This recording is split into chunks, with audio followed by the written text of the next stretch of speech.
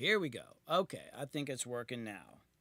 Alrighty, so here we go. Was not expecting to stream today, but then I looked down and realized the numbers are getting close on my subscribers. I need 21 more subscribers to get to 100,000, and it was kind of moving quick earlier. I was like, "Oh, this is great." And then I thought I'd be there like an hour ago, and then it slowed down. I thought, well, maybe if I stream, I should probably be streaming when I hit 100,000 anyway. But anyway, Kit's here. Oh, there we go. Boy, 99,980. All right. Yep. Woo. Oh my God. Thanks. Oh, yeah. Thanks, Harry, about the pic. I don't know though. picture. Is that a little dark for an album cover? Yeah, and actually, Griffin helped me with that shot. We went out and did. Thank that you, yesterday. Vibrite. Sorry. Thank you. Yes, thanks. If I can only get 21 more. No, 20 more. Just 20 more. Actually, when I hit 99,000 during a live stream. We did. Like a week or two ago.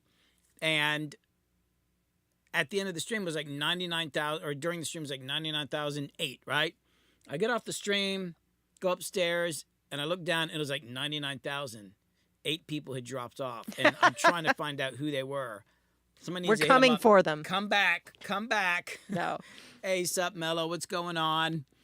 I see Geico, Wilmer, Vibrite, of course. Casey is here. D-Sound. D-Sound. Sky. Hey, Sky. What's up, Sky? Oh, Sky. Hey, Kit, we need to schedule time for Sky. Yes. And Sky, I do remember that track. Like once I started playing, it's like, oh my God. And I know I don't know if I have the individual tracks broken out, but it's literally just like a piano and a kick and a snare, and I can work with that. I don't know what else you want to do to it, but that is actually a really cool track. But we'll book some time with you, get you in here to sing that. Hopefully we can do it during a live stream, which would be amazing. Ray Gun's here. Nice. 99,981. Yeah, here we go. Can we do it? Oh my God. Here, this will get you. Oh, I know what it was. If I get to. Oh, yeah. Yes. Okay. Crystal said that I should make a promise that if I get to 100,000 subscribers tonight, that I'll tell the story. What was the story again? Of why I call myself. Of how you became Billy Hume. How I became Billy Hume. And it has nothing to do with a birth. Because, Billy Hume is like a stage name. I'm not telling you my real name because I don't want you guys showing up at my door and knocking. Like, it actually happened today because I made the mistake of talking to the Jehovah's Witnesses. They were nice. And then I started talking to them like, well, we know a musician. And then they showed up today when I was working. You went upstairs and their musician knows Fossil from Rehab, who recently passed away. I was like, what a weird connection. Yeah. So the Jehovah's Witness showed back up with a musician in tow. And then it turns out the musician knows the band Rehab that Billy has been working with, that he did all those live streams with the other week. And actually mostly knew the gentleman Foz that passed away. But what are the chances? Kit, did you tell them to subscribe? I should have said, go on the YouTube channel and subscribe. Oh, there we go.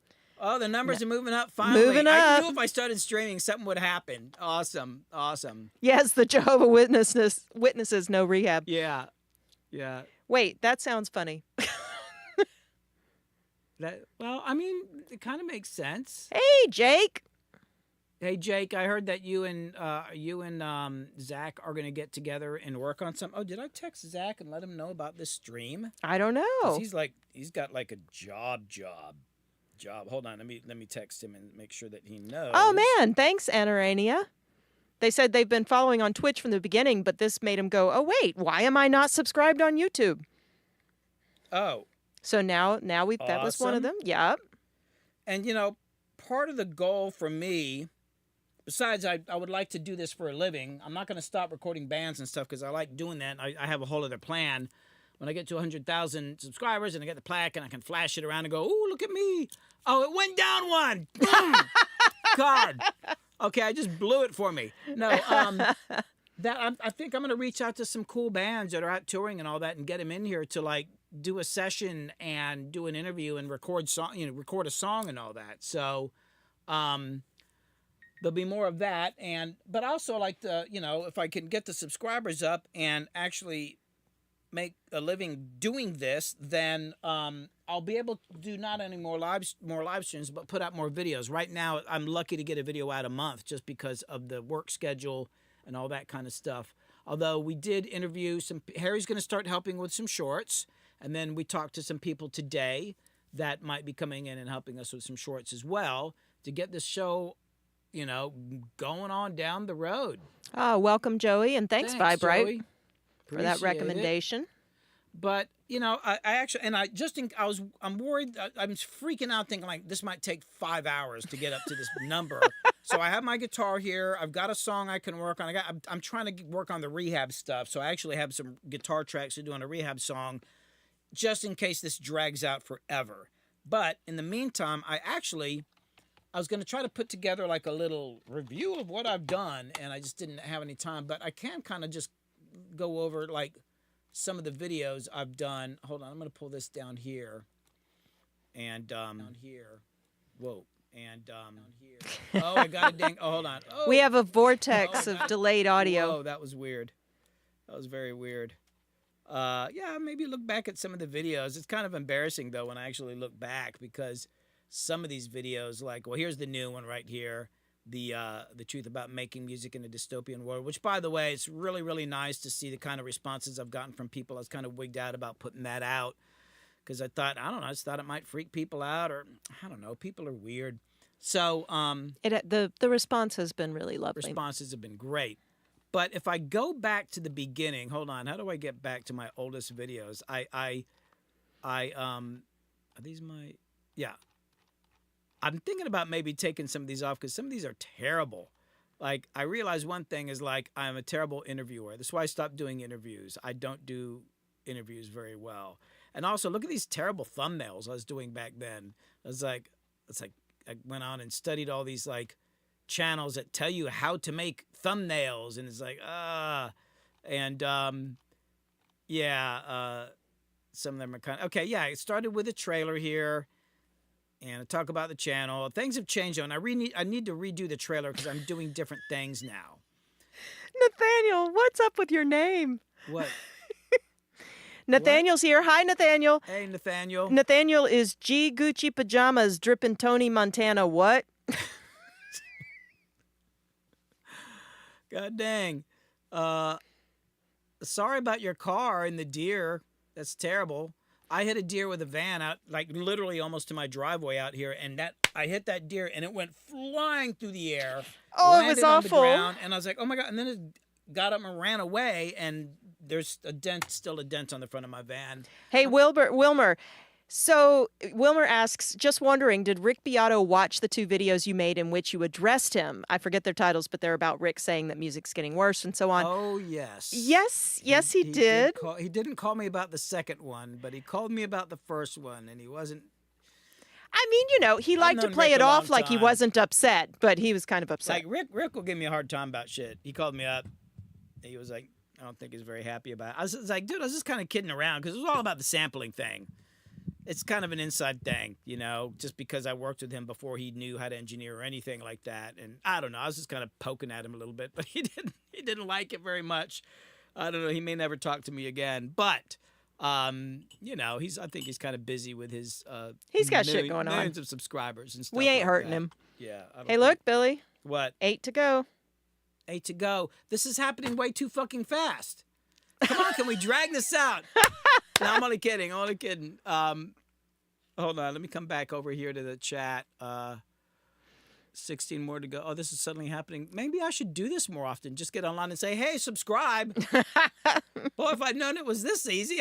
Because we went out to eat earlier, and I was worried, are we going to get back in time? And it was like 1, and it just didn't move up for like 40 minutes. I'm like, thank you, Man Network.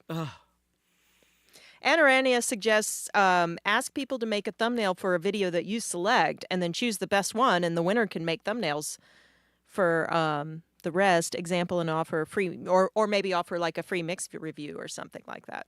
Yeah, it's called Subathon, Billy. This is our subathon. Our Subathon. 7 to go. Like I said, I'll tell a story, but I'm not dancing in the road in my underwear. I know everybody wants me to do that. It's not happening. Not happening. But I will tell the Billy Hume story. Yeah. How did you become Billy Hume? Mass Becoming Billy Hume. unscribed. No, what? No, stop. What are you talking about? They're joking. Yeah. But anyway, back to the videos. Yeah, I was looking through some of this. Is like, actually, there's some cool ideas in here, like the doing your 10,000 hours. That was like my 4th video. I don't think I did. I think some of these I want to kind of go back and hit again because I think I know how to make better videos now and explain what the hell I was talking about.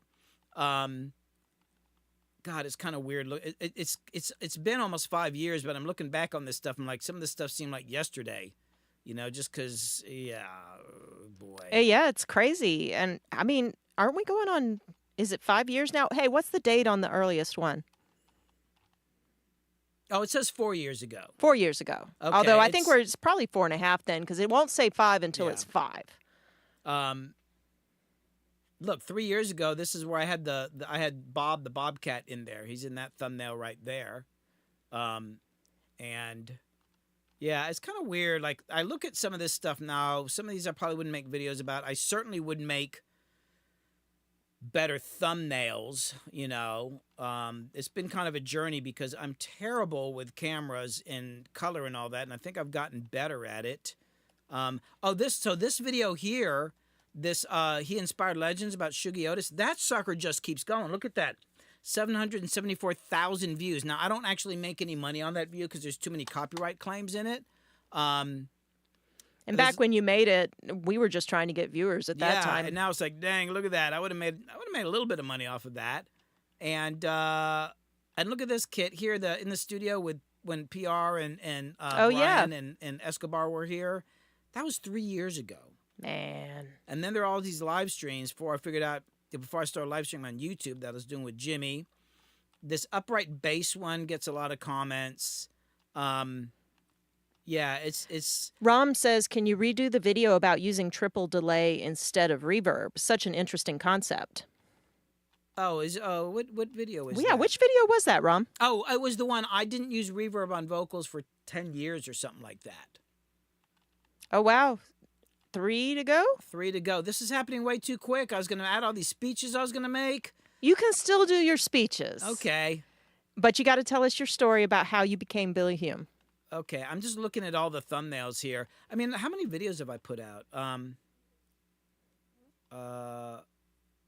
It tells me somewhere. I mean, there are a couple times I couldn't put out a video for 2 months. Yeah. Because, you know, I have sessions and stuff like that, and you know, I'm doing it all by myself. Yeah, Deshaya says, I love the latest video about music and dystopia. Thanks a lot for that. Many people are going through such awful things. Yeah, and that was a hard one to do on many levels because that was a lot of heavy. I was trying to explain it a certain way, but I wasn't sure if people would jump all over me for it and call it political or whatever. Oh, Billy. Snap. Get a screen snap. Oh, hold on. I Sorry to interrupt. That was a cool thing you're talking about, but we need to interrupt for a second. Hold on. Oh, come on, phone. Oh, my God. Hold on. Oh, my phone. I want to get a screen snap on my phone with this damn thing, but now my phone's going slow. Oh, my fucking God. Come on. Oh, my God. I'm so unprepared. This is happening way quicker. Oh! Damn! Oh, shit! Woo! It actually happened. I'm wow, famous. y'all. Oh, how cool. There it is. Oh, and it's 100,001. Whoa, crazy. Thank you for snapping it. God, I was sitting at the restaurant a couple hours ago going, this is going to take another 2 weeks. God dang it, man. Subathon, that's it. Sid thinks they might be the number 100,000. Wow, Sid, that might have been you. Wow, this is so cool. Thank you, guys. Wait, what? Wimmer said Billy Hume's born back in 1970 in Oberhausen. It was age 5, immigrated to the USA. That's not complete. It's a good try, Wilmer. I saw Taylor Swift. No, it says Taylor Swift. Oh, okay. Oh, no, we're back down to 999,999. Oh, I can get the shot then. Hold on. Okay. Who's man. trolling, says Oh my Anarania. God. Somebody just did that to be an a-hole. God. That's funny. I hate seeing the number go down. Hey, guess what, though? We get to do it all again. Hold on. That's right. That's We're gonna right. get to do 100,000 all over again, hopefully. Unless people start unsubscribing. Oh, no! What's going on? Okay, who is doing this? Come on, man. See, if I'm going to tell the story, oh, my God, I can't believe that. Yeah, so I guess we should qualify. We need to stay over 100,000 at or above 100,000 for at least 10 minutes. Somebody said that's beyond. Oh,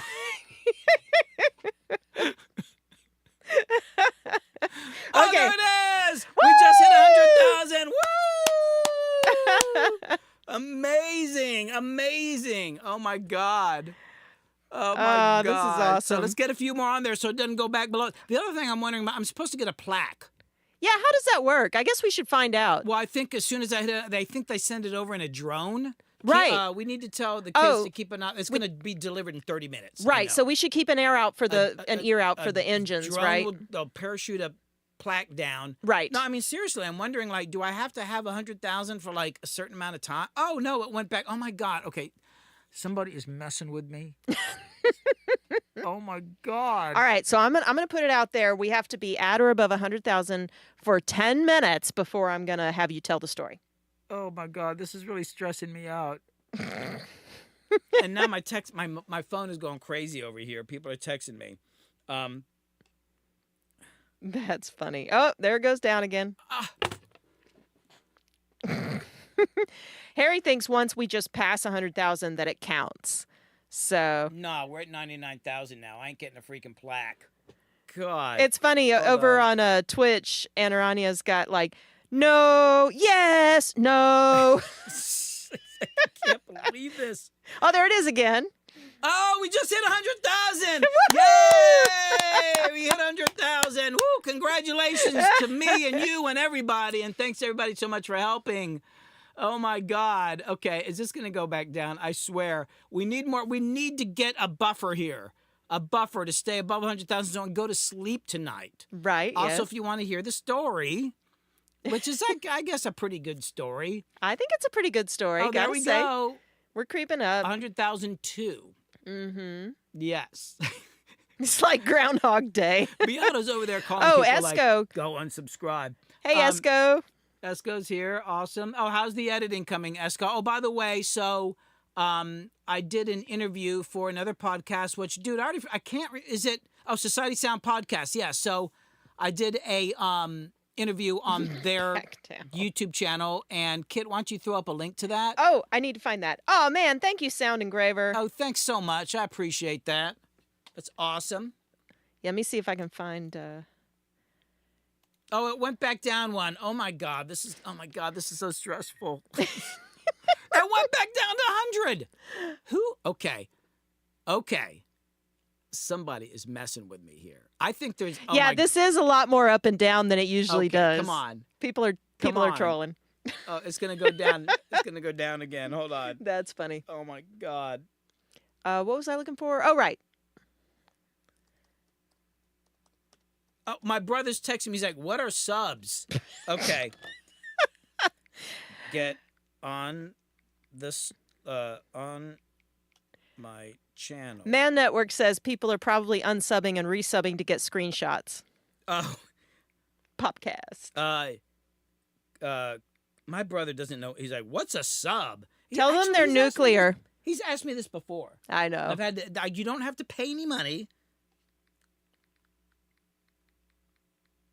Okay, yeah, that's not the right podcast. Most of my family doesn't have any idea. Like, they kind of know what this stuff's about. Popcast. Oh, thank you, Esco. Oh, it went back down. There it goes again. Okay. Somebody's messing with me. Oh, cool. Echo, Fabric, just tried your 3-mic acoustic guitar technique. Glad you like that. Appreciate it. I was born in Germany, yes. I was born in Kaiserslautern. Hey, we just hit 100,000! Woo! That's the 4th time today.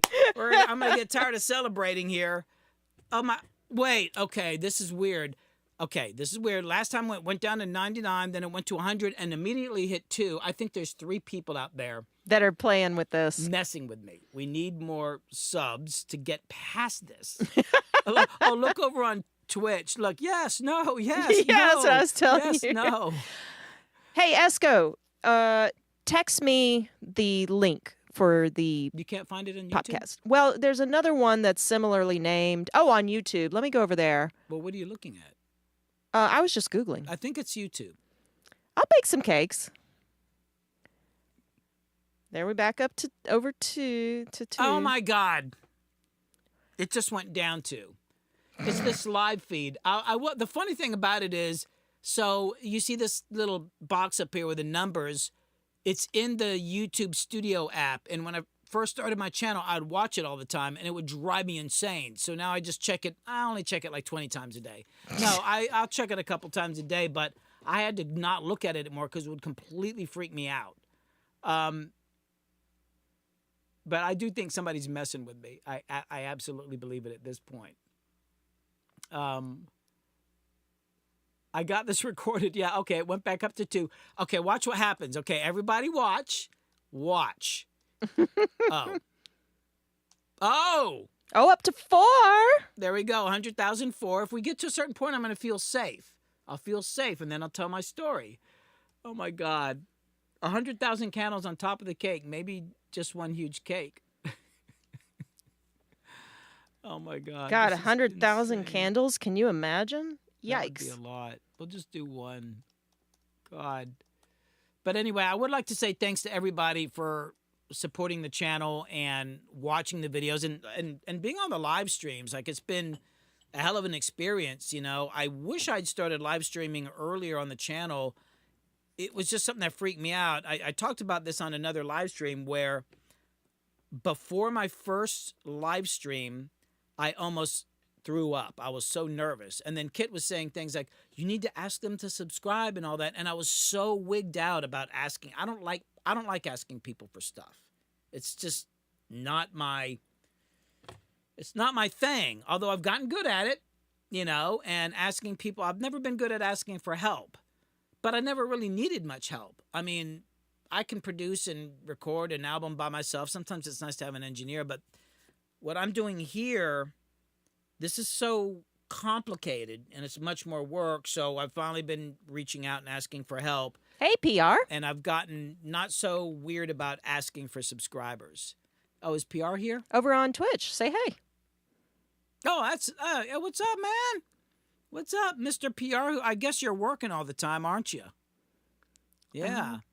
You need to get over here. All right, we're up to 7 over 100,007. I'll wait a little bit longer, then I'll tell my story. That's true, Sound Graver. We've got this whole back and forth recorded. Yeah. But anyway, again, thanks so much to everybody. It means more than you could ever know. I've never been like, you know, popular or no. I mean, even when I was mixing huge rap records and urban records and all that, you know, and had stuff on the Billboard charts, got plaques, won a Grammy and all that. It was good, but it was like I'd get a few text messages. I didn't even get an invitation to go to the Grammys. That's another weird thing. But I get more interaction and love and support from what happens here on this channel and the live streams than I've ever gotten from the music business. And I'm just probably because most people like me, even famous mixers and producers, there's a few producers that, you know, you get up there and they have a face, but most of us are kind of unseen.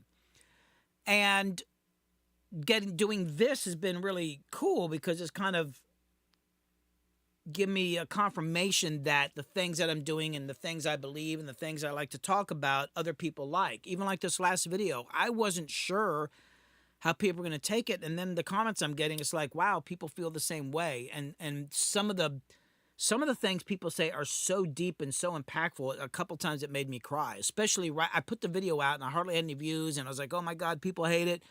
And I didn't even look at the comments. And we went out to dinner and Chris was like, okay, I'm going to read you these comments.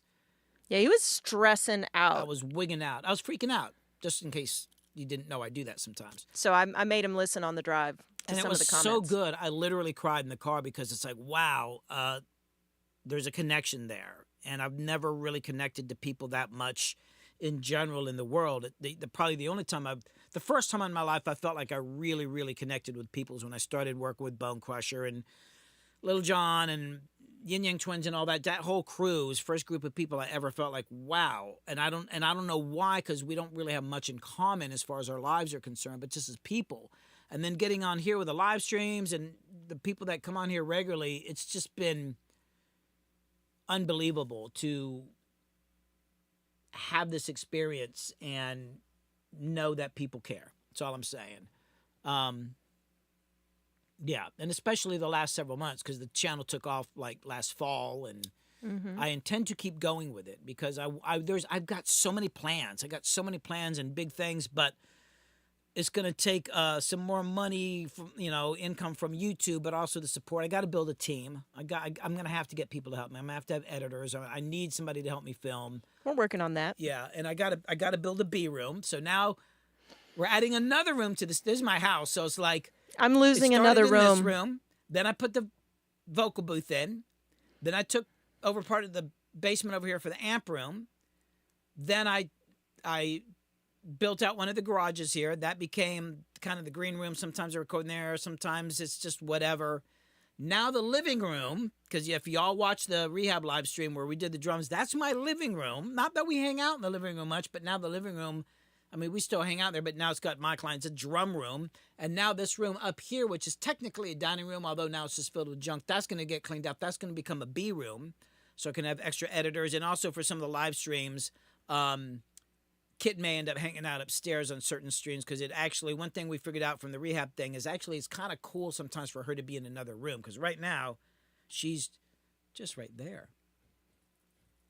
Hey. So yeah. Okay, we got to. Should I wait till we get to 10 before I tell the story? Well, I said it would have to be at or above 100,000 for 10 minutes, and we're not quite there yet. So. Yeah. When a home studio becomes a studio home. I mean, my last studio in Norcross, the Zone, where I did a lot of the big records people know me for. Kit and I were living there, and when she moved in, I was already starting to get tons of sessions, and I had a B room working all the time. So we'd be eating breakfast, and people would be coming in for sessions in the B room and walking into the kitchen. We're eating cereal. It's like, oh hey, how you doing? And we had to move out because we wanted to have kids and stuff like that. It's like we might not want to be here. And I'm not really doing bands, and it's different nowadays. I don't have a lot of like in and out sessions and all that, but it's definitely kind of taken over the home. But that's fine. I mean, what else are we gonna do? Oh, I just realized I got to get us something to toast with. Oh yeah, we got some apple juice to drink here. Yeah, man, network. I mean, but here's the funny thing. It's like I have my bedroom. We're kids in our bedroom. I hang out in the kitchen. I watch movies on my phone sitting in the kitchen. We don't really like have friends over to barbecue and stuff. We're working all the time. Now, we do have another house on the property where bands stay. And sometimes if we're having a party, we just all go down there. It's so much easier. So, no, Wilmer, of course not. Of course not. It's completely just apple juice. I promise you. No M&Ms, no. So it's kind of to me, it's like when I was living at the other studio, the Zone in Norcross, and the whole studio took over. I did that for years, and then when we finally moved out, and I moved out to where in Swanee, Georgia, where we moved, and we started having kids. When I moved out there, all I had was like a kind of a case of clothes, a sleeping bag, and Lincoln Logs. And I don't know why I had Lincoln Logs. That's literally all I had that I took with me, like personal stuff. I mean, obviously there's stuff in the kitchen, but not like I had a lot of stuff, So it's kind of like I do have a lot of stuff, but usually it's like equipment and stuff like that, and then weird furniture and stuff like that. Thanks so much. I guess I'm going to wait for Kit to come down with the cups, and then I'll tell my story. Yeah. It wasn't a big Lincoln Log set, Braxel. It was like just the can, like the can, like that's like that big.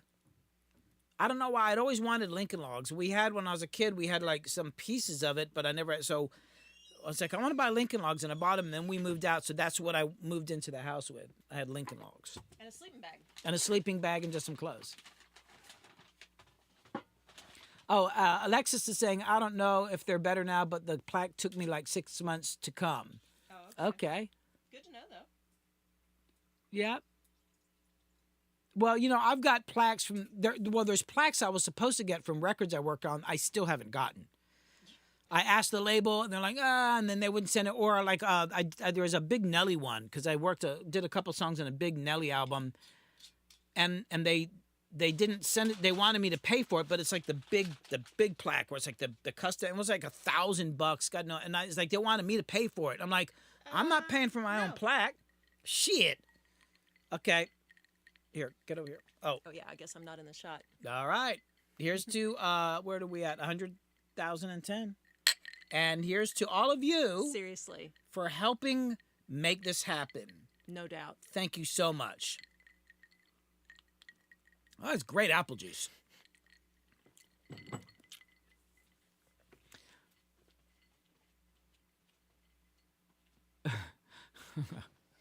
I'm just reading the comments here. No Chardonnay. No, I produce rock. I produce everything.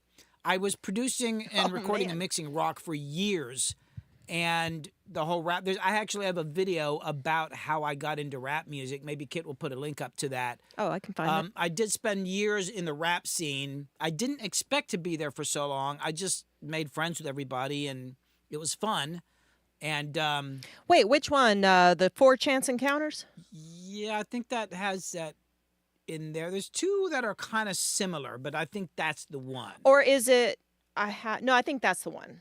Okay. Yeah, it's got a terrible thumbnail. I got to redo that thumbnail. Anyway, sorry I interrupted you. Yeah, but yeah, I can do rock, country, hip hop, old school rock. What else? I've done some bluegrass records, which is actually hard. Actually, the mixing part is the hardest part on bluegrass.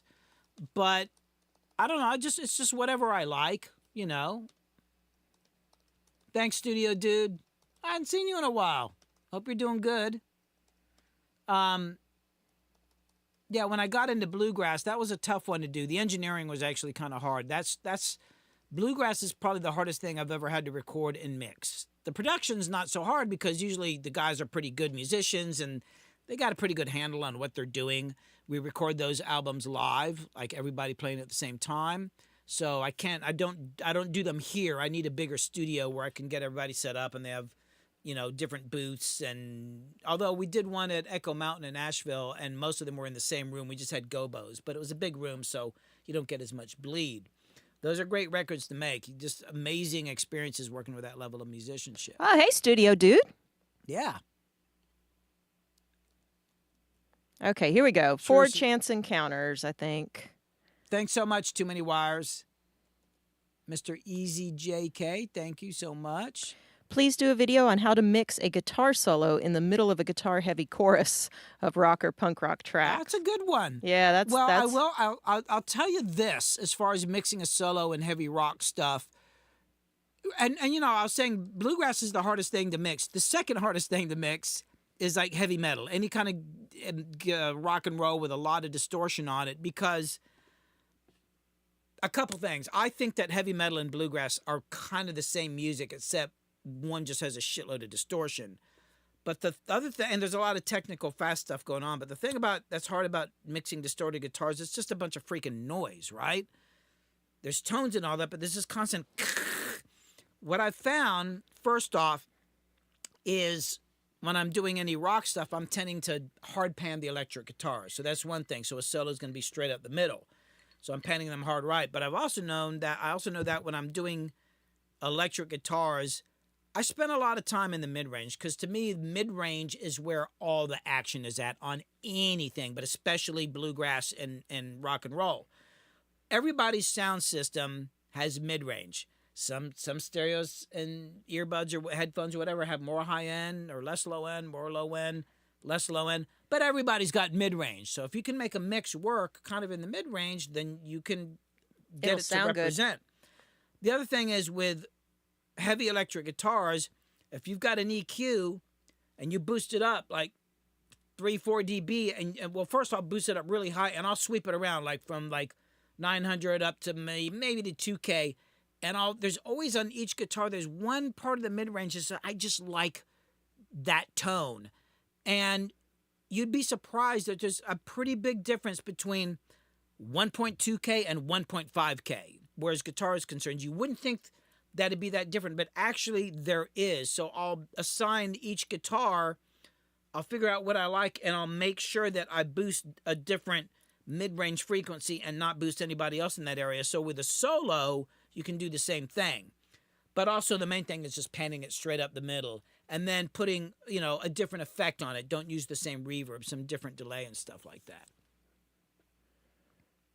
Let's see, I double track it. Do I need to slap on a stereo short delay or with a slightly different time delay? Yes, so do a slightly different time delay from left to right for sure. I mean, most stereo delays are that anyway, but a really good trick is to use a fairly short delay, like 120 milliseconds on one side and 130 milliseconds on the other side, or maybe a little bit longer, a little bit less, and just and like 1 or 2 repeats. That's all, and then filter it. Like filter it down to like 4K, 3K, and get rid of some low end, and just barely put it in there. And it's almost like a small room verb, but it's cleaner. And I do that on vocals a lot, but sometimes occasionally do it on a solo.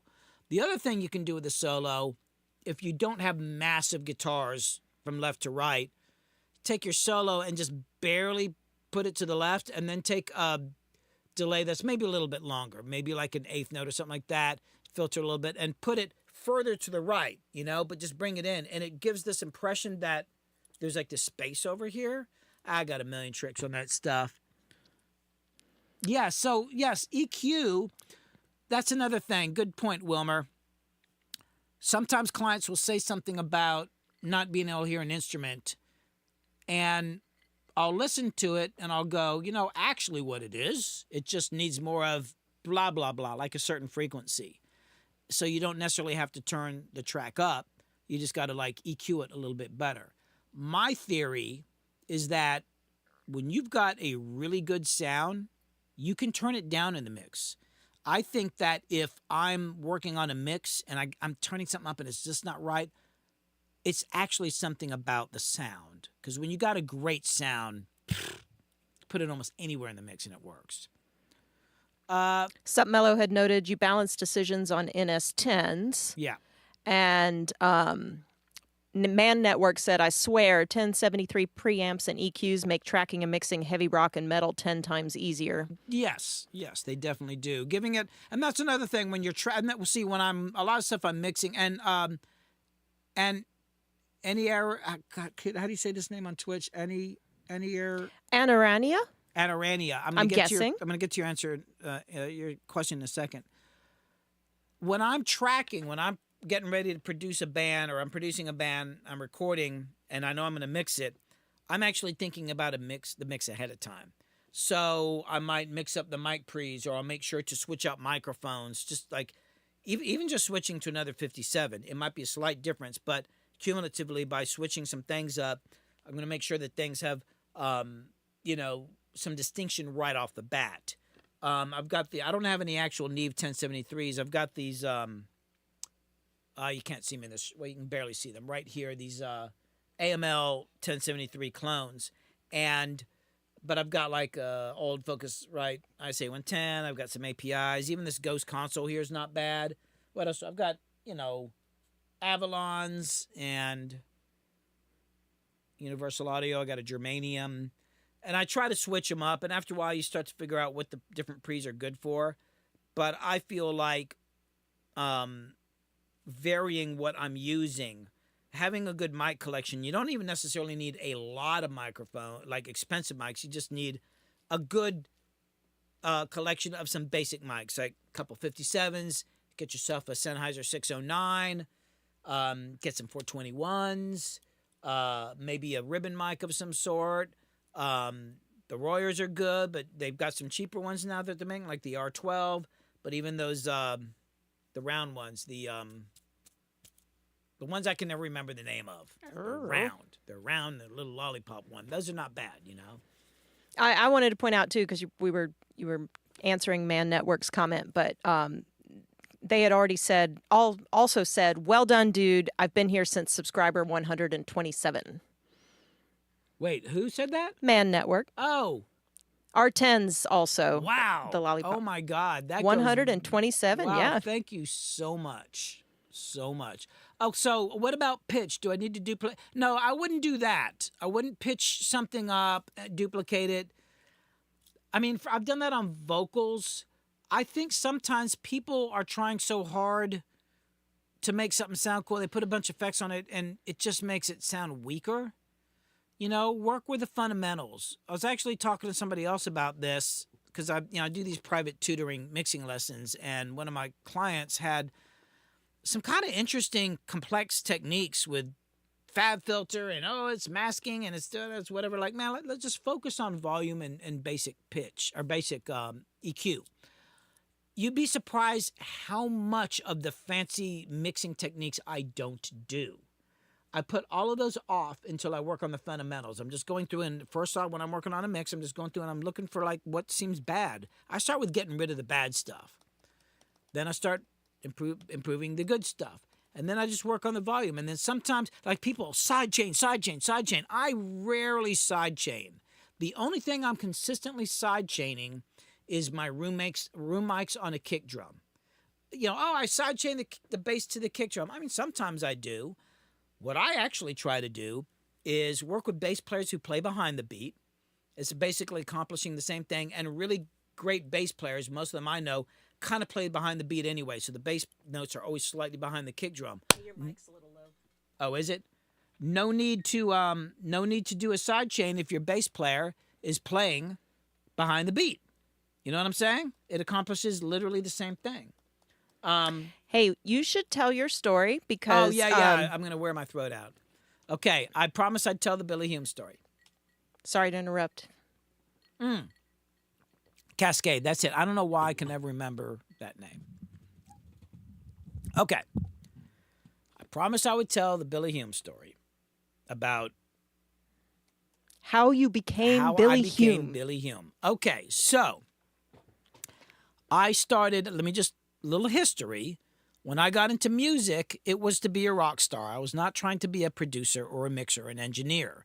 I became those things and learned those things because I wanted to record my own music because I was inspired by Todd Rundgren and, of course, Prince. And then I got gear and people started hiring me and it was like, oh, I can make money with it. But I was pushing really hard to be an artist on my own right up into my 30s, a little after that, maybe my early 30s. And then it was like, okay, I should take this money and go do this and be the man, right? But leading up to that, I was an artist. And I had a band called Tin Jaw Joe, and I had one called The Zone. And then I played in, what was that other band? Did I have another band? Well, I played in other people's bands. At one point, I was in 5 different bands, including mine and my ex-wife's band. And I was at a point in my life where I was going through a slow breakup with my ex. I had formed a new band. I had 2 bands. I had a band called Tin Jaw Joe, but I started, and that was kind of like rock reggae type stuff.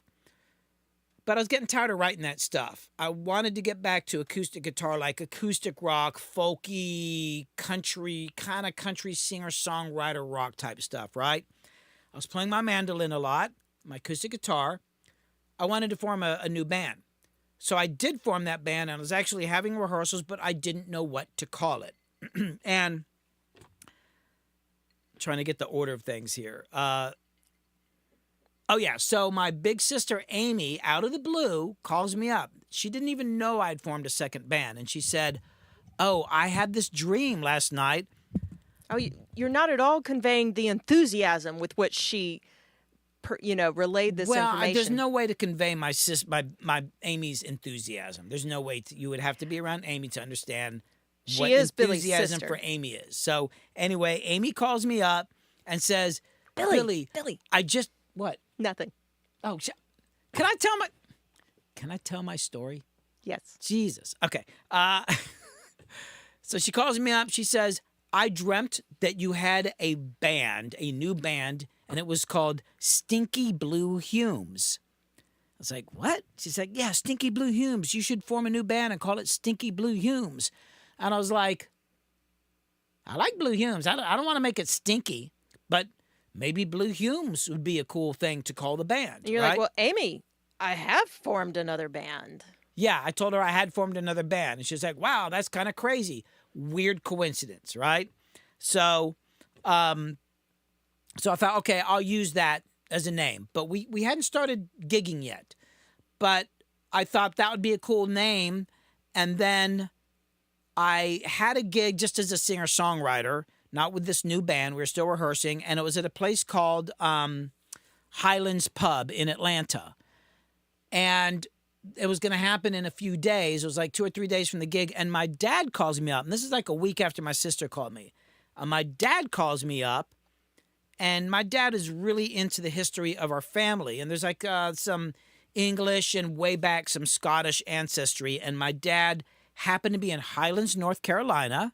And he went to this store. It's no longer there, but it was a place that sold like Scottish clothing and all that kind of stuff. But they had a book and you could look up your name and your ancestry, and it would tell you what Scottish clan, like a tribe, your family came from. And he looked it up, and he found out that our family came from a Scottish clan called the Hume clan. Now, he called me up not knowing anything. He didn't know anything about me having a new band. He didn't know anything about my sister's dream or whatever. Hume. And I'm just like, wait a sec, Daddy. Is like, did you say Hume? And he's like, yeah. And I said, so I tell him about my sister's dream, that she had a dream I had a band called the Stinky Blue Humes, and I decided to call it that. So I was like, that is Humes, yeah. Incredible. Blue Humes. And, oh, my glasses are crooked. And there's this weird distant connection with our family and the Hume clan. And I thought, oh, it's meant to be. I'm going with that, right? So we started doing.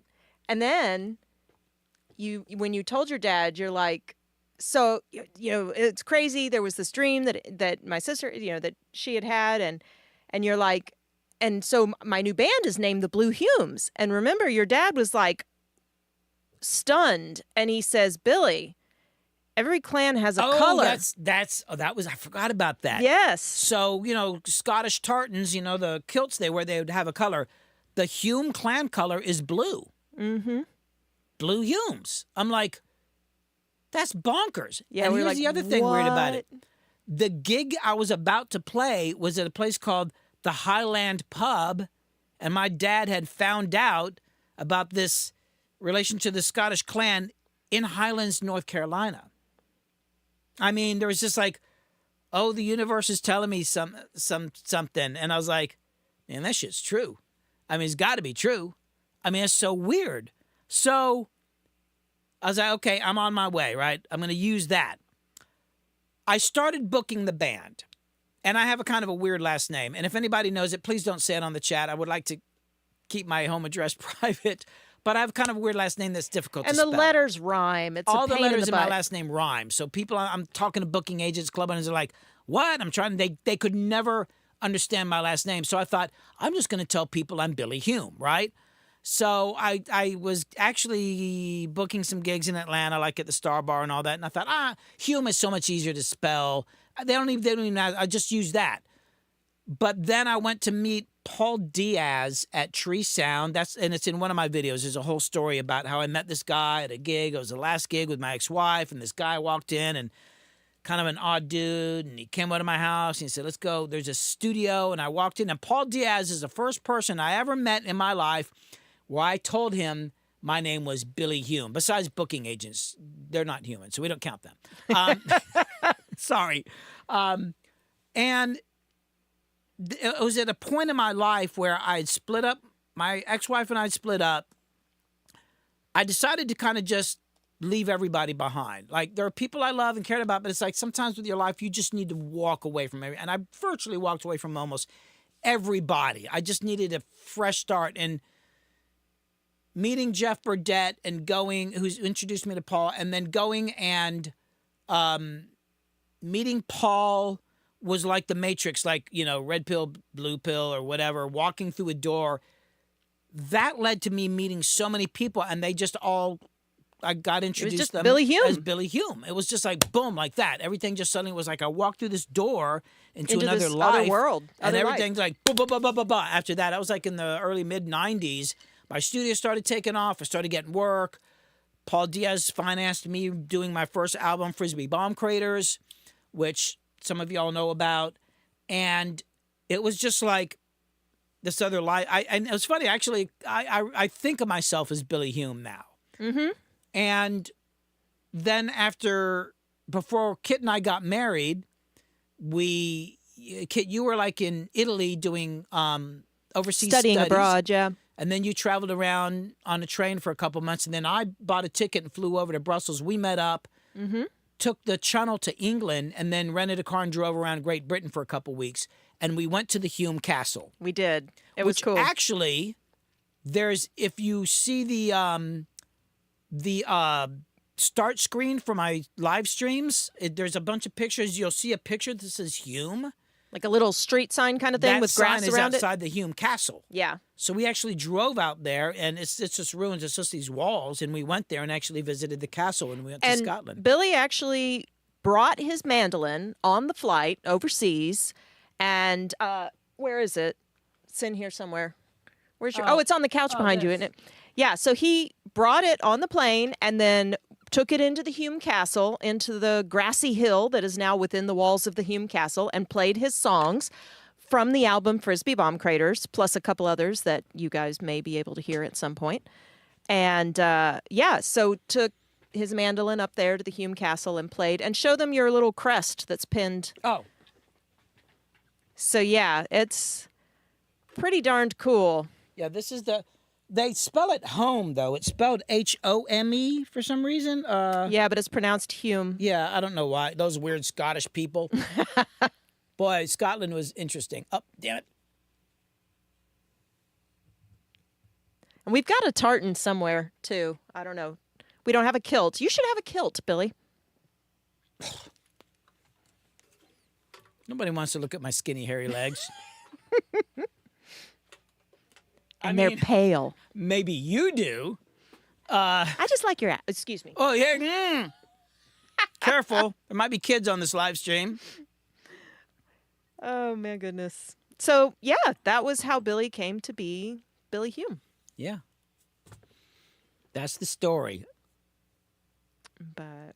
let's see.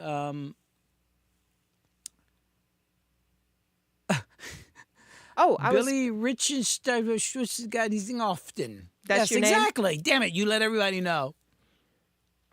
Yeah, Mark, you're not wrong. Mark says in Scotland you immediately need a translator.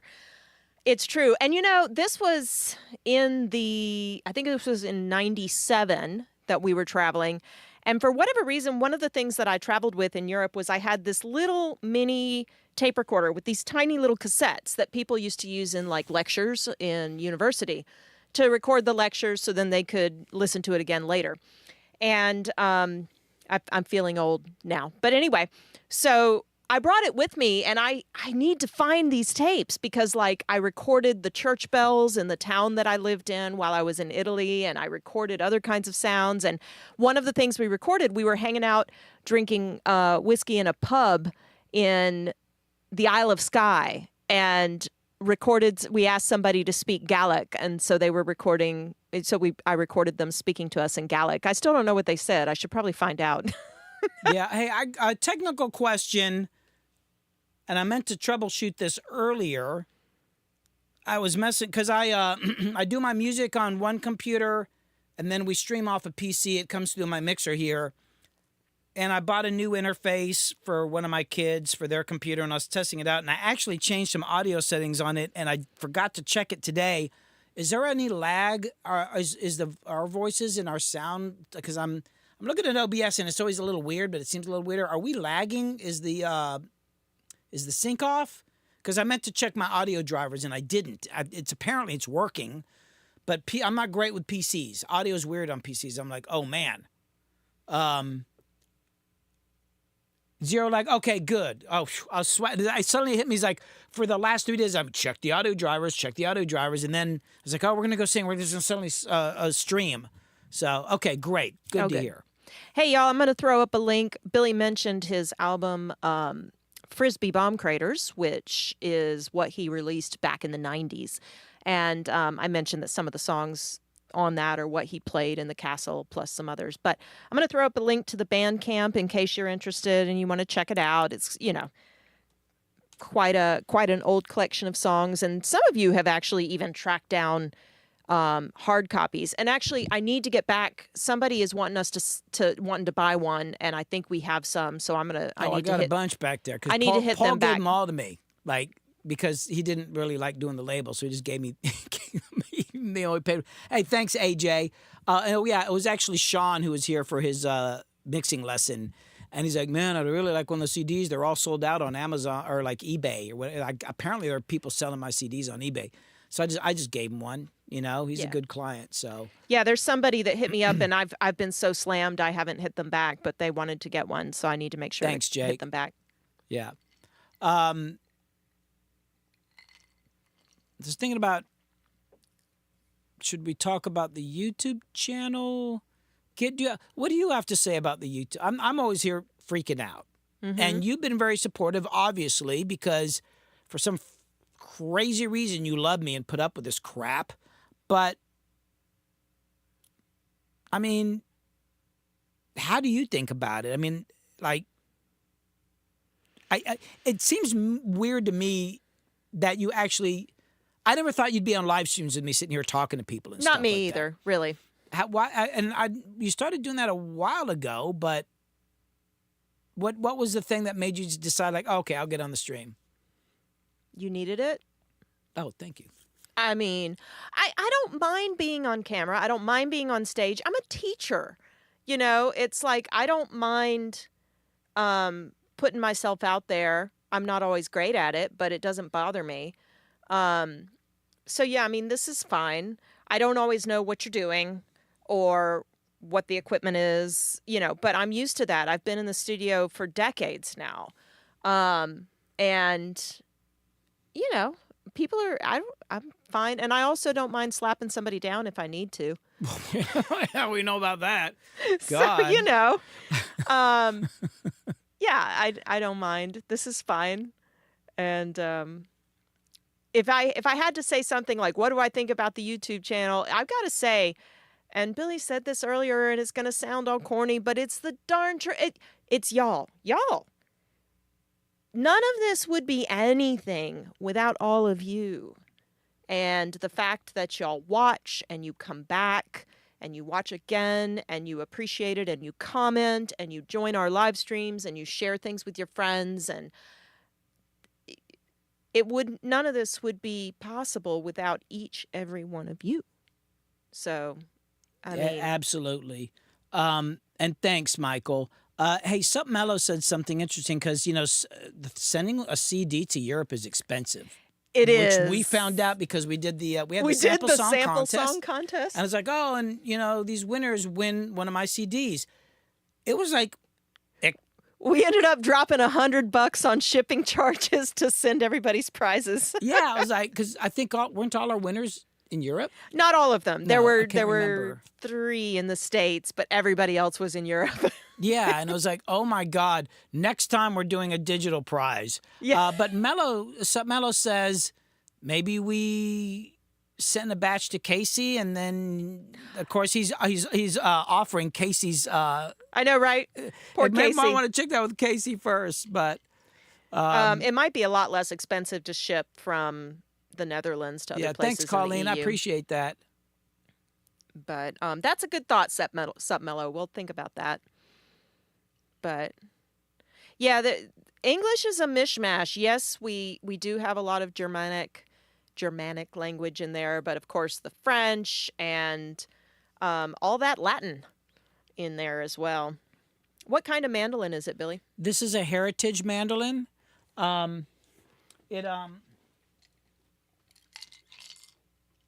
So Heritage is a company that rose out of the ashes of Gibson's abandonment of their traditional manufacturing facility in Kalamazoo, Michigan. Gibson was made, their instruments were made there forever. Then they were bought by somebody else and they moved the whole company somewhere else. A lot of the guys didn't want to move, so some of the guys that had been building Gibson instruments stayed there, bought the factory, bought the machinery, and created a company called Heritage, which is what this is. And there's a little plate here. And it's, I don't know what the model number is, but I got this for $800 in the 90s. And I looked it up online, and these are worth a bit more now. And I've also got a Heritage electric guitar right here. Thanks, Jose.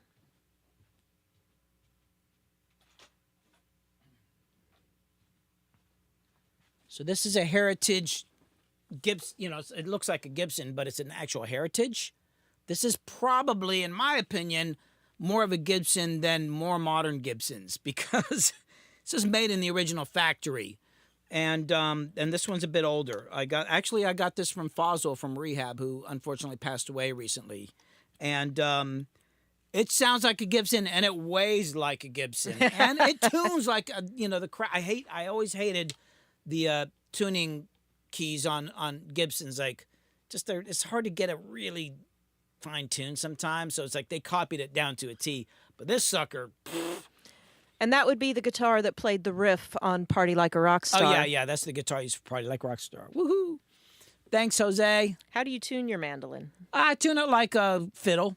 You know, it's like the bottom 4 strings of a regular guitar, but upside down. So the highest string is an E, second lowest string A, then D, then G. So the lowest string is a G, and they're just 2 of them tuned together. Let's see. I think we've got it. Know what, Mark? I must have missed something. Yeah, I'm not sure. Just looking at the comments here. I think we've got that. Yeah. Okay. We're at. Oh, okay. Not to steal any thunder, but I forgot to say anything at the last live stream we did that I am now a certified beekeeper. Thank you very much. I passed my exam, did very well. Yeah, I'm trying to get Kit to do a YouTube channel about the bees. So we only have one bee hive. We've only got one colony right now. Yeah, one colony, because we have the issue with the beetles, and there's some other stuff, and we lost a bunch, and then she left this last beehive out there, like the boxes, and I just got slack, didn't clean it up. And we because they died, so I just left it there. And then one day we look out there and there's bees out there, and she's like, "Well, maybe it's a raiding party, because sometimes a hive will go raid an older hive and steal whatever honey's left." Some bees moved, like a whole colony moved in, because they'll do the swarming thing. So we got another colony, and hopefully we'll get some more. Oh, there's Jack. Oh, hey, Jack. Yes, beekeeping video would be well. She did a couple live streams of the bees, because they're actually right outside the studio door, but she was doing it with her cell phone, and it's getting kind of far away from the house with the Wi-Fi. I was just playing with Twitch at that point. I wasn't messing around on YouTube. I don't know. We'll see. I might do it. There's a lot of beekeepers out there on social media, but I can talk your ear off about them. Like I was itching to correct several things that Billy just said, but I'm not going to do that to y'all. But the general gist of it, he had right. And I was going to say, speaking of bees, let me see if I can find this. Hold on. Let me look for something here. Oh, our little ASMR bee thing? Well, let's just see. Let's just see if I can find it. I can't remember what hard drive it's on, because I got a lot of hard drives. Good Lord.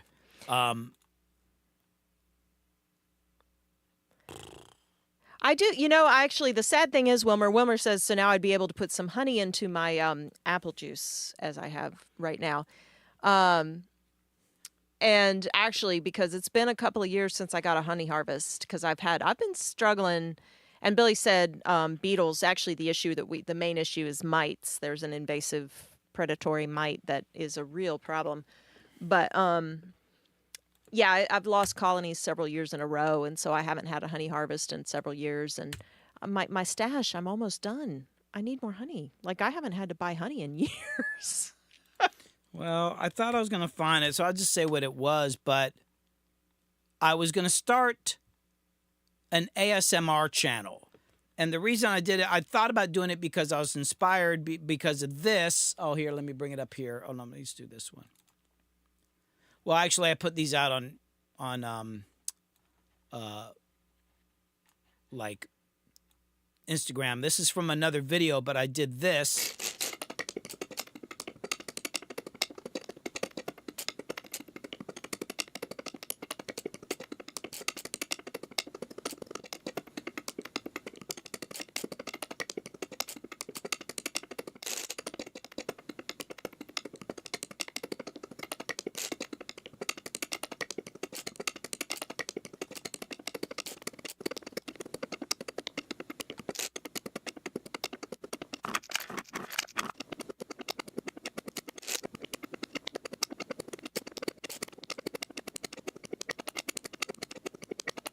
And the thing is, if it's on Instagram and it loops, you can't tell it's looping, right? So I had that one, and then I also had, what was the other one? I had this one.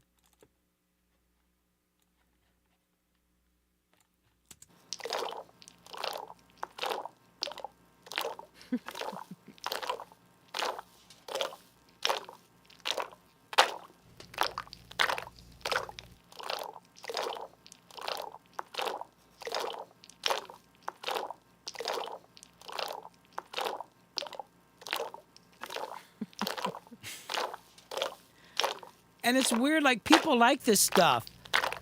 And so everybody's like, oh, you should do an ASMR channel.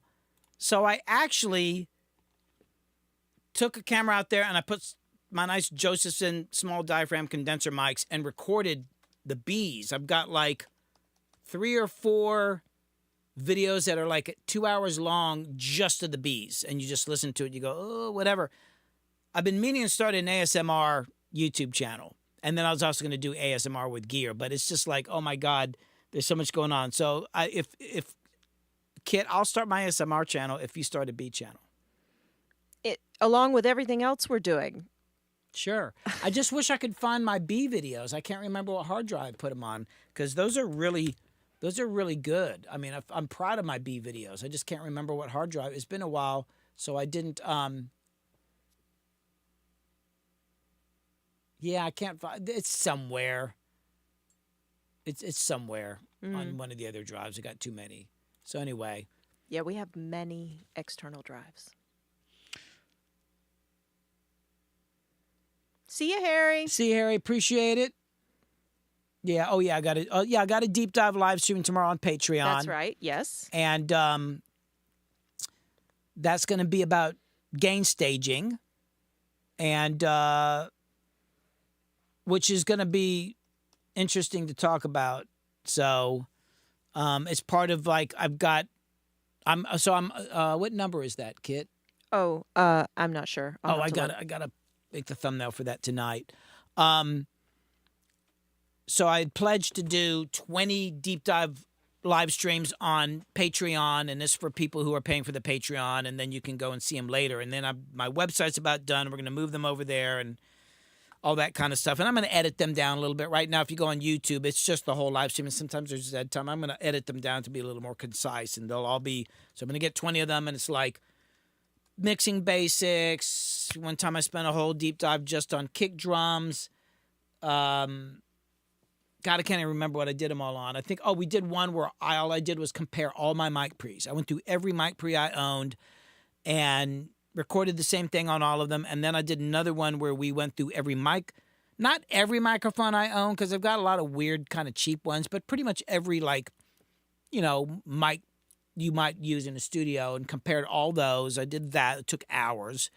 So I've got stuff like that. So I'm going to be doing one of those tomorrow. How hard was that marathon of tracking? Michael says they would need many breaks and Advil. Well, the truth of the matter is that's how I work anyway. I really like diving in really deep on something, like especially if I have a band or an artist here, I like to dig in really deep and just go as nonstop as I can to just stay in the moment and just stay in that place, because I found if you get too far away from it, you take too many days off or whatever, you kind of lose something. There was also a practical matter that rehab tours a lot, and there's a limited time that, like, scheduling this to get me and Danny and then all the musicians together, because one guy lives in Nashville, Danny lives 2 hours from here south of here, one guy lives in Athens, Georgia, and one guy lives in Atlanta. We're all very far apart. So I had to make sure that we had 7 days to get the initial tracking. Danny and I had written a couple songs. Then we had a couple of, and then he came up here and we started a couple more. And then I had to have them come in and work on those songs. And then we had to write new songs on the spot. Not an impossible task, but we were like, kind of like, oh, we just have to get this done. But that's actually how I work. There's a couple times it went a little long because we were live streaming, but also because Danny likes to stay up late. So he really starts getting warmed up around 11 at night or midnight. So I was going really late on a couple of those to take advantage of him. But I'm actually used to doing that. The hard part was the streaming part, like just keeping an eye on everything. Thank God Harry, modded for all of that stuff. Casey was here for a lot of it. I was here for... Harper was here for a lot of it. Almost all of it, yep. Yeah, and, to me that was Harry. the harder part, just streaming and kind of focusing on the work, but kind of knowing that's going. But also, like, we have to have a lot of lights in here for the live stream. And my studio is normally very dark. Like, if you look at this shot, if you were here, it would seem like the way that looks right there. That's how it would seem sitting here. But me sitting here, like, it seems way brighter because you got to have really bright lights for the cameras. So that was another challenge, just like having lights in my face for, God, we did one stream that was over 14 hours long. But I like to work to the point of exhaustion when I'm working on music. I feel like the way I look at working on music is I like to go until it gets worse. And that's when I stop. And I look at that could be applied to an individual thing. Like, okay, we're going to overdub, or we got the band here, we're going to do takes on this song until we get the quote unquote right take. Well, how do you know what the right take is? I go until it gets worse. And then we go, okay, it was either one back or two back. That was the best take, right? Same with punching in. Like, oh, we're going to do these vocals. You get, sing through it a bunch of times. When do you stop? When do you have the vocal? Till it starts getting worse. Then you probably got it a couple takes back. But I also kind of feel the same way with like a day of working. As long as I feel like we're making progress and we're achieving things and they're good, I will drink coffee. I'll do whatever to stay awake. But usually there's a point where either me or I'm looking around, it's like, okay, we're getting diminishing returns. It's time to cut it off. Stop. But I don't want to stop until we get to that point if there's any excess energy, because you never know what's going to happen. You never, like when people say, oh, I think that's the take. I think that was it. Like, how do you know? How do you know? Unless you're the infamous String Dusters playing Laws of Gravity. Well, what are you trying to say? No, I'm just saying there are exceptions. Well, I mean, but that particular song. Particular song, because that was... Oh, well, actually, it still applies. So what she's talking about is the infamous String Dusters. They have an album called The Laws of Gravity, which is the one Grammy I got. There's a song on it called Laws of Gravity. I had not worked with them for a while. I actually had a falling out with a band. Not just kind of bullshit stuff with management and all that. And it was, whatever. So I didn't work with them for 2 albums. And then we got back together. Hadn't worked with them in years. The very first song we recorded was Laws of Gravity, and we did it in Nashville. First take was so amazing that at the end of it, I forgot that I was producing a record. I sat there, and then I realized everybody's looking at me. I'm like, oh, I got to say something. It was so amazing. And I was like, guys, I think that might be it. They're like, let's do another take. Okay. We did 3 more takes, and I kept saying, I'm telling you, that first one was it. First song that I'd done with him, first song for the album, all live. And that was it. That was the take. I took a picture of my notebook where I'll write down takes and I'll put notes on it. It's like, boom, that's it, But, they needed to be, and I was like, okay, I'll indulge you. We'll do more takes. I'm telling you, it's the first one. So, yeah. Let's see. There it is. Don't drop it. I'm not dropping it. Okay. It's a statue. Yeah, it's a statue. But Big I'm whoop. trying to not have the ring light on the thing. Anyway, yeah. Laws of Gravity. So, yeah. First Great take. album. Good album. That was a good album. Is a good album. Yeah, and sometimes it is the first take, but I always feel like I'm going to keep going. Well, the other thing is I just like punching. I just like recording. So sometimes it is the first take, and I just like fool myself because I just want to keep recording. Like, all right, it was the first take, you know. But yeah, I mean, I forgot what the original question was. About how exhausted you must have been on those live streams, that epic week-long. Yeah, I mean, yeah, but sometimes the exhaustion helps me in a weird way. I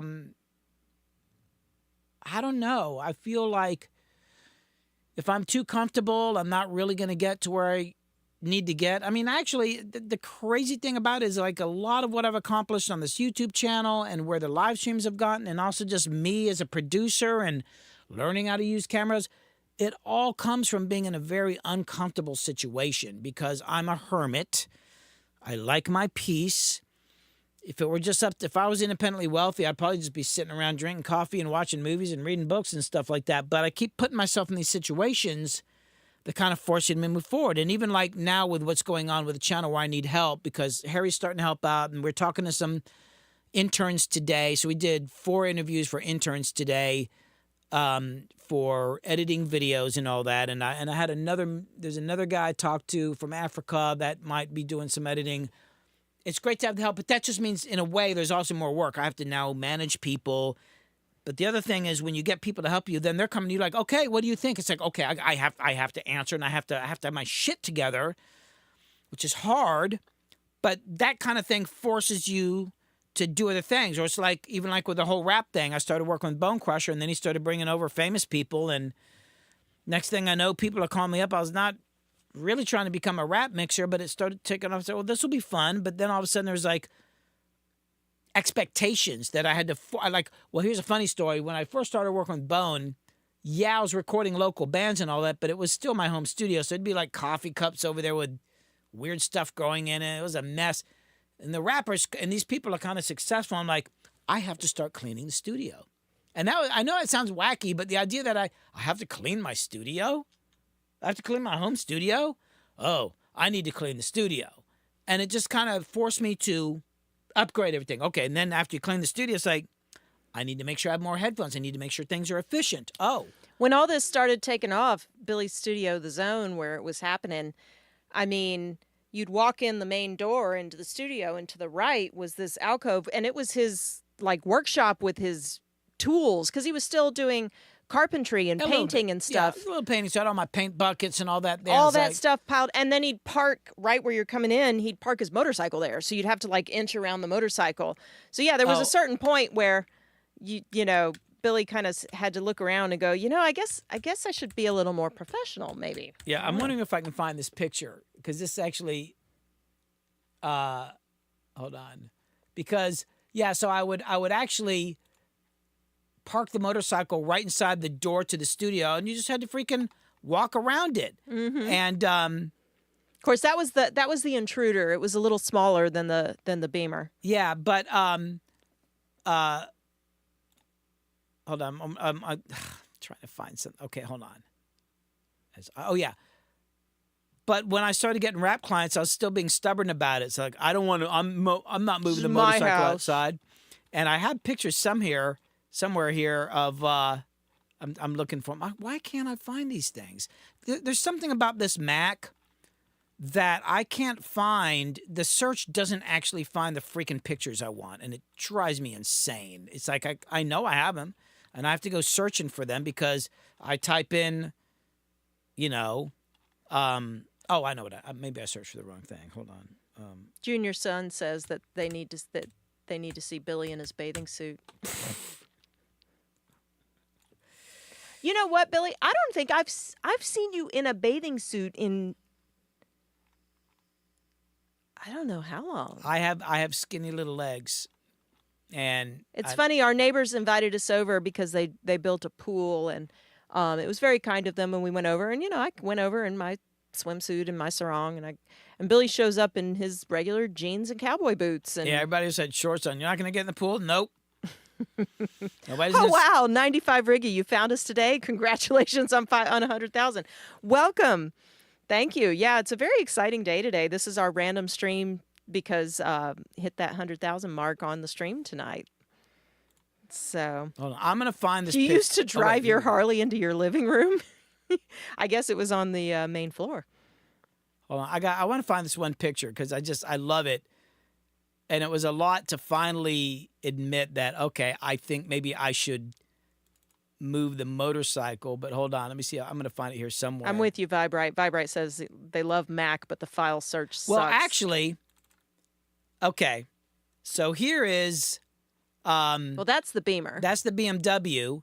I was still parking the BMW inside up to that point. Like at a certain point, yeah, I forgot about that. I forgot that you even parked that I didn't one even in. get the BMW until after Never Scared came out. We had that, I had a couple big hit songs.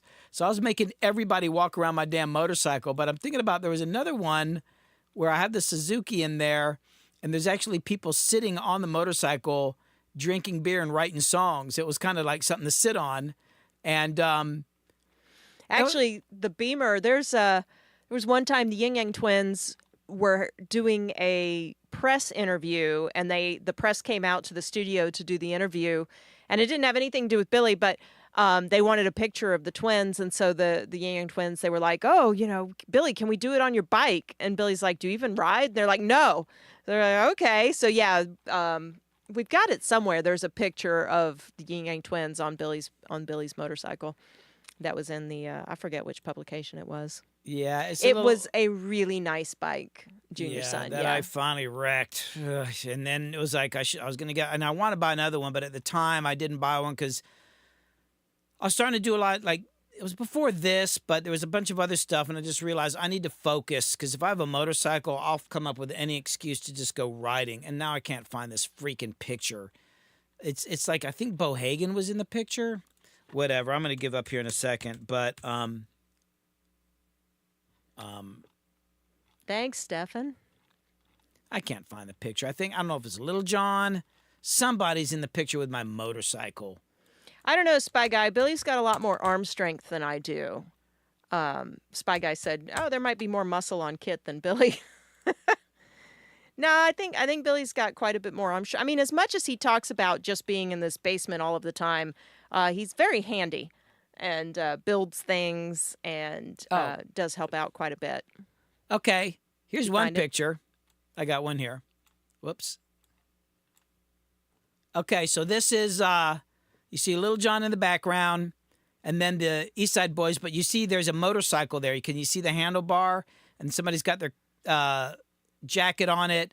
So that's where the Suzuki sat. And there's another one somewhere. Somebody's sitting on there, and they've got like a notepad, and they're writing lyrics on it. But that was like, I'm working on hit songs like, I'm not moving my motorcycle. Everybody has to walk around it. The hell with you. Motorcycles are important. Music's cool, but motorcycles are really important. Anyway, I remember one time, God, I might have been a freshman in college, and I started on the weekends helping you get your finances in order. And I remember starting to help you with invoices and stuff, and I asked you about your clients, and you were like, clients? And you had never really thought about your studio clients as clients. They'd just been like, I don't know, people you had come in and you recorded music together. And it was like, I remember you just, the blank look. Oh, Billy's, but he gave me this blank look like clients. And I was like, yeah. And it was kind of a revelation to start thinking about this as like a business, to get more professional. And it's like actually I hit 100, growing to that kind of point.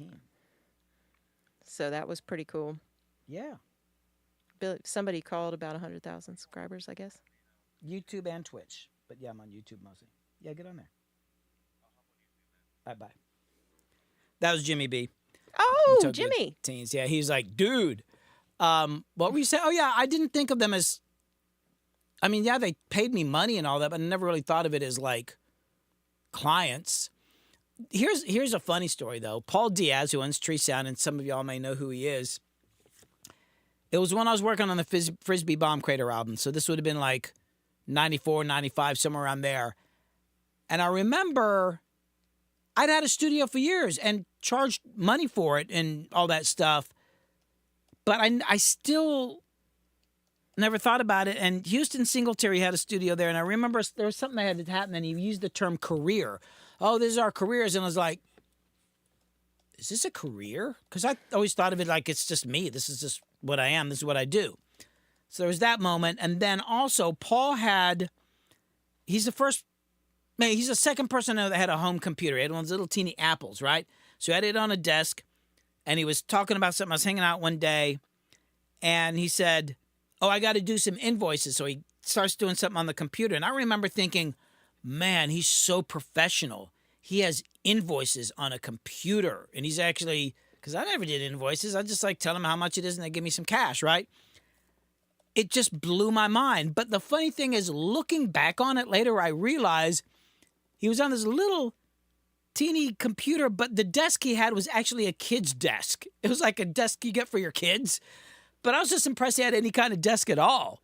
But yeah, it wasn't until, like, I didn't know what a PO number was. I didn't know any of that stuff. And it took me a long time to really think of it as, I mean, I still don't think of it as, I mean, yeah, I guess it's my career. I use career sometimes, and my kids are like, career? It's like, I use it as an all-around term, but to me it's more like a calling. It's a lifestyle. It's something I decided to do, and that's all there is to it. Oh, did Jimmy jump on? Yeah. Where is he? A couple of comments back on YouTube. He says, damn it, man. Congratulations, you weirdo. Oh, I just don't see him on here. Did my Oh, your stream thing froze, didn't it? Did it? Oh, okay, there it is. Great. Thanks, Jimmy.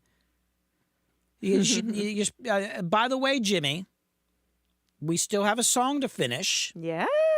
That I think's going to be pretty good. You need to finish writing the freaking lyrics and come over and do it on a live stream. We'll do the vocals. I'm waiting on you. Just saying.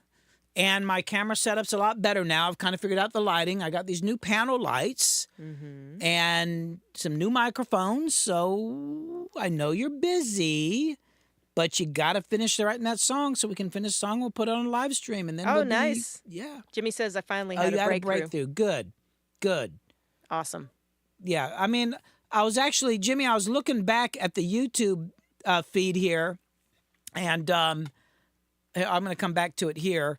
So I was going back and looking at how far back some of this stuff goes. Like I've got, oh no, it's not there. Where is it? Where I started live streaming, and some of them are up on here. So there's like a bunch, like in the studio with Billy Hume and Tokyo Teens, which actually this is a good video. I gotta say, it's only got 1,200 views, but that's a cool video, dude. And then like there's more up here. Death Becomes You, Part 1.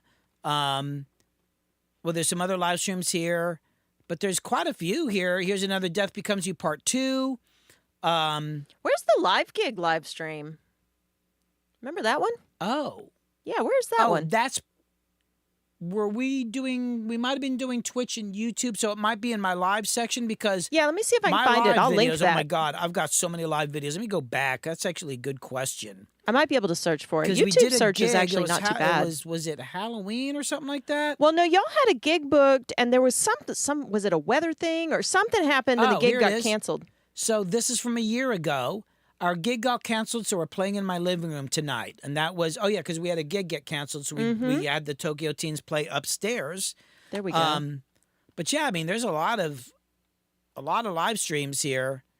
If y'all ever have time to kill, man. On the early days of the channel, I was doing a lot of sessions with Jimmy. So we just got to make that happen again. I'm going to put up a link to that. No, I'm in Atlanta. I'm north of Atlanta. I have worked in Nashville a good bit, but no, I almost moved to Nashville. I like a lot of things about Nashville. A lot of good studios. The studio culture there is amazing. A lot of great musicians. Studio culture in Atlanta is a little weird. A lot of studios here, I don't know. Kind of an issue. Like I just feel like Man, you can go to Nashville and their interns and their assistant engineers, I feel like, are better and professional than a lot of guys here in Atlanta. That's all I'm saying. There's some great guys here, but just generally speaking, I hate to say it, this town sucks. There's a lot of studios, but you go to Nashville, you're going to have a different experience. I mean, it's got its own bad sides to Nashville as well. But as far as like the studio culture and the professionalism and how well they're run, dude, come on. Oh, yeah, Athens. Yeah. That's my alma mater. Yeah, and we need to get up to Athens too anyway. I want to go over to Hendershots and visit Jason Kingsland and stuff like that. Yeah. We need to do that.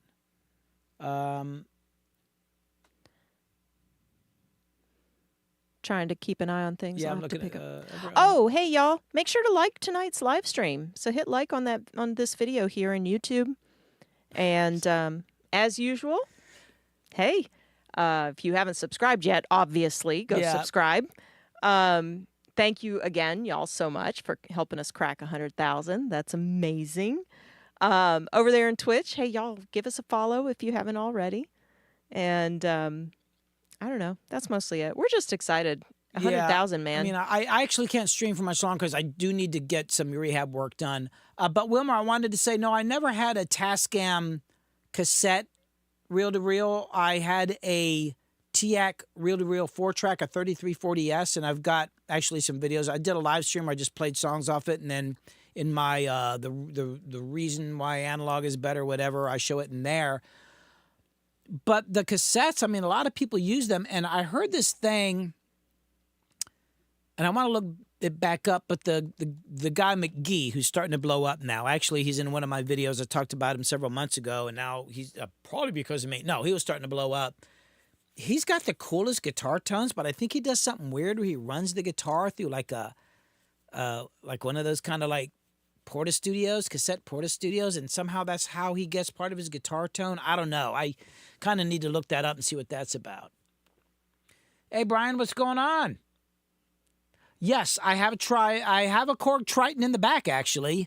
I actually like the Triton. I got one because when I got into rap music and I started making tracks, that was the keyboard that everybody had. And it's actually, it's sitting back here with my amp room. I keep having to move it around to get it out of the way. Damn thing weighs a ton. But one of the things I like about the Triton is that it's got those combo patches where it kind of mixes them together. And then it's got that weird slider thing on it. It's one of the few digital keyboards that I can make things that seem kind of random, unexpected. You can do cool things on that thing that just kind of the way you can combine sounds and use that strip on it that I think is more likely to kind of create unique one-time events. And I might need to pull it back out because Jimmy bought a Juno DS. It's like a modern digital version. It recreates some of the sounds from the Juno 106, and it sounds great, but programming on it's kind of a pain in the butt. I'm thinking about going back, pulling out that Triton for some tracks I just remember just being able to do weird stuff on it. It's just there's just unusual things about it, and that's one of the things I like about it. Hey, Brian. Yeah, actually, Wilmer had a question that kind of got skipped over. Oh, here we go. I own an Jimmy. An AKG C414 BULS that used to belong to Arian, and I decided to take it apart to clean the membrane, and I screwed up a bit, not too much. I used water and cotton swabs, and at a certain point, some of the gold sputter came off. Yeah. Not a lot, just a bit. It still sounds fine, luckily, but what would you like? Oh, what would you like to call me? So he was just saying. No, that's all right. I destroyed my Juno 106 a couple years ago. So the Juno 106 quit working, and there's something about the chips inside there, and they had encased them with some sort of plastic. And I go online, and there's this whole thing like, well, desolder it from the circuit board, and then you stick it in acetone and all that. And I had a cheap solder pencil at the time, and I might have rushed. Basically, I destroyed my Juno 106. And I was like, oh, my God. I mean, it might not have been repairable anyway. It was so old. So we all make mistakes like that. But as far as the microphone is concerned, let me see if I can find it. There's somebody, because I don't want to say what I did with one of my AKG 414s. I didn't take it apart. Let's just say I left it somewhere I shouldn't have left it. That's all I'm going to say. Don't make that face, kid. So anyway, hold on. Mike. So there's a guy in Nashville, and he was referred by some really, and I just got to remember what to search for. There's a guy in Nashville that you can send stuff to, and that would be because Wilmer's he can fix in Germany, right? That would be a bit far to send it. Yeah, hold on. But see, I always save stuff in the phone, but I can't remember what I label. Oh. 2,500 euro? Yikes. Okay, so take this down. Richard Lang. He's in Nashville. Lang Audio. 615-338-4443. This is like his business number. And he fixed my AKG for me. But everybody I talk to says, yeah, if you need some work done on a microphone, I don't know if he's just AKG. I just put down AKG repairs because that's what he did. But he is known as a microphone expert. You could hit him up. And let me repeat that number. Actually, can you type that in there? Sure. Yeah, I actually looked up that whole process. Like, well, you can do it. And I was like, man, I like taking things apart and I tend to destroy them.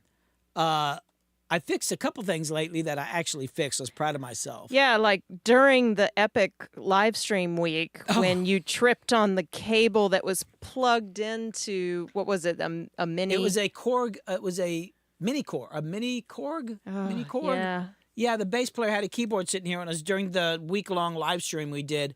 And I tripped on a cable, and it not only yanked the cable out, but it broke something. So the cable was wobbly. So while we were playing, we had to like make sure the cable was sitting at an angle, and if it moved, if he jiggled the keyboard, it would move and lose the signal. So there was one point during the live stream that Danny was writing. There was nothing going on. It was like there was an hour. We kept the stream going, and instead of just sitting here, I actually opened up the keyboard right here on camera and took it apart and did a kind of weird repair on it. I fixed that. But when it comes to microphones, especially a nice mic like that, you know, you don't really want to touch those things. Like, I've messed with dynamic mics. Like, I took apart an old Sennheiser 409, but those are, and you do have to be careful with the diaphragms, but it's not the same as like a condenser element and all that with the gold sputtering and all that. I was not going to touch that thing, man. So I just sent it off. Let's see. I think we got it. Yeah, did I miss anybody? I don't know. Anybody had a question? But yeah, I think. Oh. Michael Hennessy. Yeah, I actually might have destroyed my old Ashley compressor. I thought it was just the power switch, so I went through all this trouble to buy the power switch, and then I hooked it up, and something went puff, and smoke came out. And I'm like, I don't know if it was just the power switch. I'm kind of bummed out about it. And it's actually a very SC30. It's a cheap compressor, but it just had a sound, and it's still sitting on my workbench. I've been too depressed to move it. I don't know if I ruined it or not. I thought I needed to repair the power switch, and then smoke came out of it, and there's a big bang, and there's like black stuff in there. So yeah, Spy Guy says, if it ain't broke, don't clean it. Exactly. Yeah. Yeah. Yeah. I'm thinking about making a ribbon mic, like getting a Megan, but I'm worried about I got pretty good hands, but sometimes I get excited and I'm shaky and I'm like, I don't know if I can hold the ribbon because it's so small. It's like, the coffee doesn't help with that. Well, coffee, yeah. But I'm going to throw up a link to your most recent video and remind people who haven't watched to go check it out. Oh, so Richard, you're talking about driving over some microphones. So I had a client named, he calls himself That One Guy. I've done a few albums with him, and he's great musician and singer. He has this, it's a pipe. He calls it the magic pipe. It's just this big metal pipe with a single string on it, and then there's another pipe that comes over here with another string. And he doesn't play with tracks. He does it all live. So he's got these contacts on the floor, and he taps on them to play the drums. And it's all live, but he runs it through a laptop, so he's using like MainStage in the Logic MainStage thing, and he's triggering samples. But the computer is like the brains of the whole thing, and he's telling me that he was leaving a gig and he took his computer case and leaned it against the tire of the van and forgot about it and drove over it, cracked the screen. But he was on tour, and he said you couldn't actually see what was on the screen, but he had done it so many times that he was actually able. He had to order another computer, but he had several gigs in between, so he was able to actually. The computer would turn on and work. You just couldn't see what was going on. But he'd done it so much times he could actually start the computer up, load up MainStage, and somehow load the setup for the gig without even seeing the screen, just from memory, because he'd done it so many times. That sounds like something that he would do. I threw up a link to that video that Johnny St. Hours made when that one guy was in the studio and shows off the magic pipe. It's on my... No, I'm telling you, I just threw a link up to it. Okay. What's a Neumann NEU? No, it says KU 100. Yeah, I'm looking. KU. I don't even know what that is. Oh. It's the dummy head. Yeah, it's this. Oh, that thing. Those are weird. I know some people who use it. I don't know. I know of people who use them. Is it Mitchell Froome who uses it on drums or something like that? Yeah, that's interesting. Yeah, I might have to. They're kind of expensive. Now, hey, look at the price on this, though. $8,799. Yeah, that's a bit much. Plus, I mean, wouldn't it be weird to have that thing staring at you while you were working? I mean... That would be a little odd. Like, whoa. But there's supposed to be, I mean... Like, hey, look at this picture here. Here's a guy, he's got one in the... That'd be funny to, like, be out doing a remote recording and have that on a stand and have people walking by and be like, what are you doing? Wow. Michael Crazy. Hennessy says they've seen one cheaper. Yeah, I'm sure. Wilmer says, what about a Sennheiser MKS 80 or so?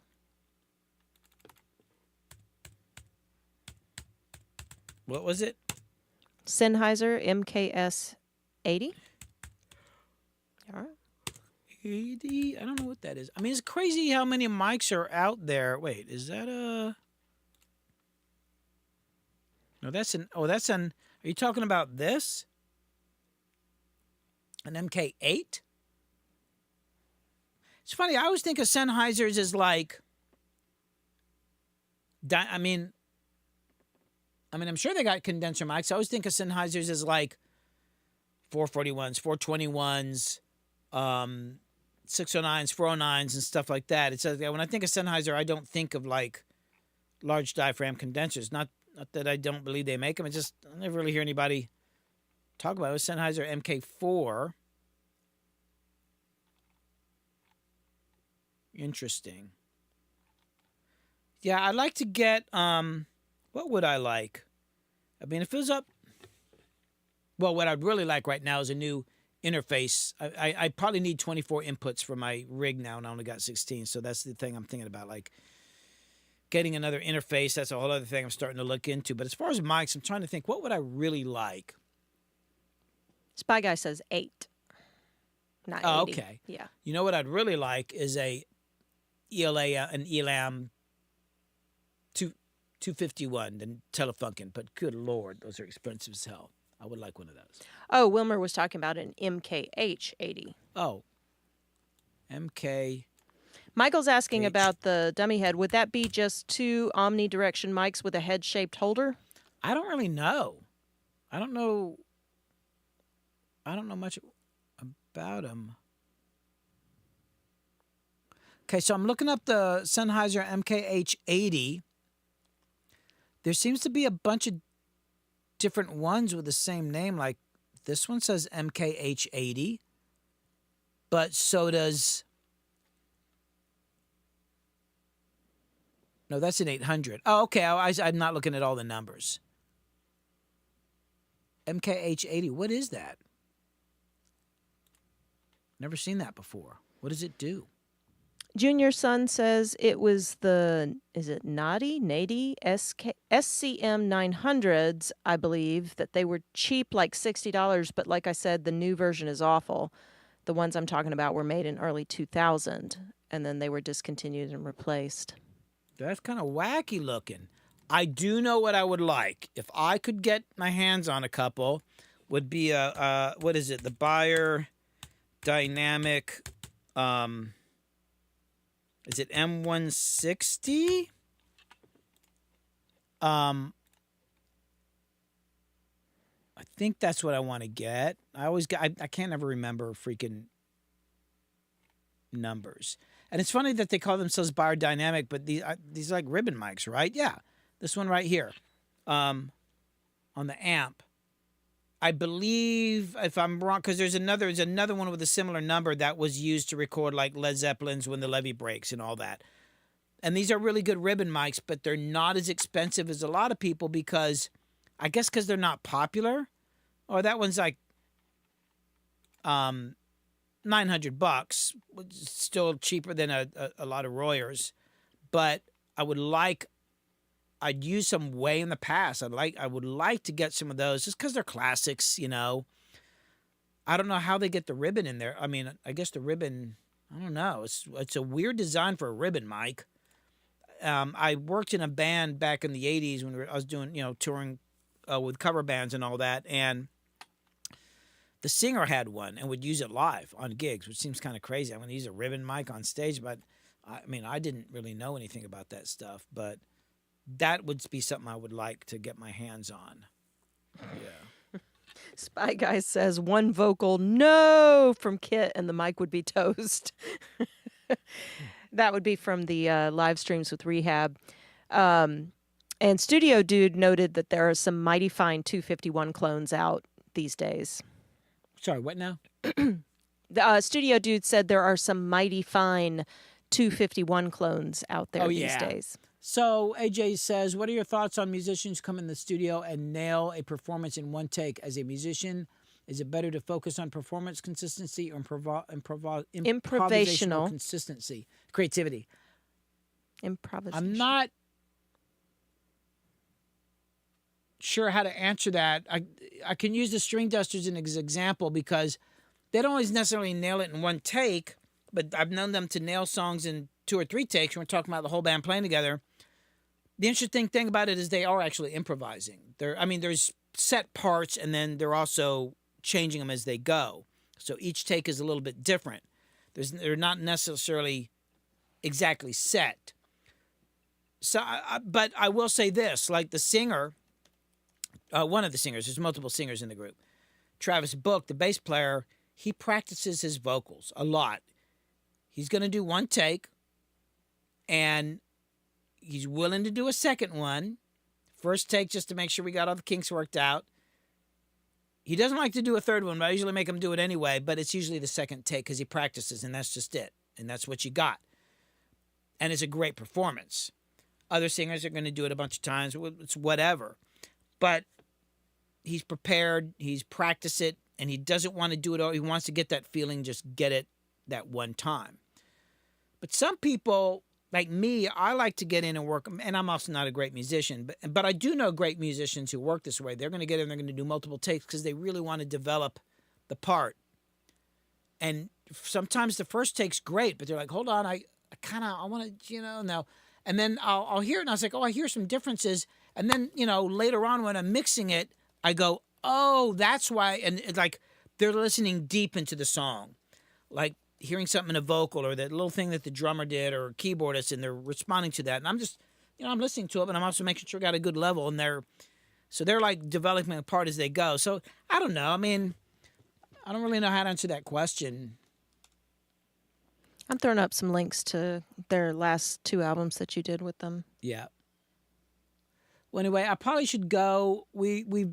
Thanks everybody for helping get me over 100,000 subscribers here. I really appreciate it. This has been awesome.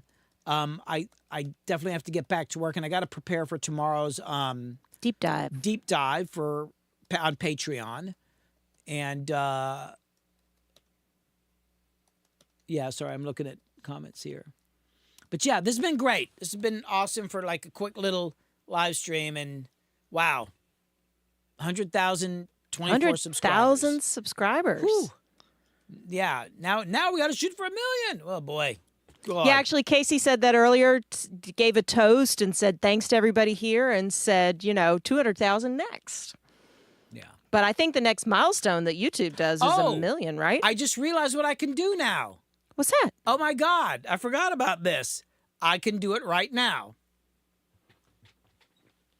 What are we about to do? I'm in the dark. Okay, you guys probably can't see it too well. So, I got some gear back here, and I've got an Alesis MIDI Verb 2, right? It's not really hooked up. Sometimes I hook it up. But I like having lights on, so I always put it on. So, at some point, I had it on 33, because I like the number 33. So, every time I would do a live stream or video, I would put that on 33. I just like that number. And then I think when I hit 10,000, I said, well, I'm going to put it on 34. And then things started so I was like, oh, it's taking off. And at some point I ended up on 38. And I was like, I'm going to wait till I get to 100,000. And then so I've been putting it on 38 for months now because I wasn't getting to 100,000.